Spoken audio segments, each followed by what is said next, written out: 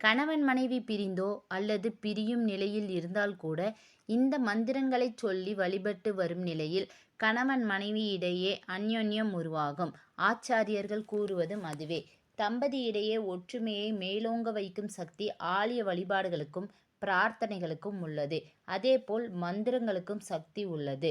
மந்திரத்தை சொல்லி நாம் தினமும் வழிபட தம்பதியிடையே ஒற்றுமை மேலோங்கும்.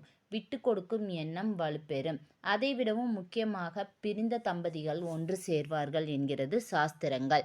தினமும் காலையில் எழுந்து குளித்து முடித்து பூஜை அறையை சுத்தம் செய்து விளக்கில் 2 திரி போட்டு தீபம் ஏற்றி கிழக்கு முகமாக அமர்ந்து ஓம் சௌம் பார்வதி தேவி நமக என்று ஆத்மாத்மாக சொல்லுங்கள். இந்த மந்திரத்தை 54 முறை அல்லது 108 முறை ஜபித்து வர வேண்டும். முதல் குங்குமத்தை நெற்றியிலும் தாலி சரடிலும் வைத்துக்கொள்ள தம்பதிகளிடையே ஒற்றுமை மேலோங்கும். குடும்பத்தில் நிம்மதி பரவும். பிரிந்த தம்பதிகள் விரைவில் ஒன்று சேர்வார்கள். மேலும் இதுபோன்ற ஆன்மீக தகவலுக்கு எங்களது சேனலை சப்ஸ்கிரைப் செய்து கொள்ளுங்கள்.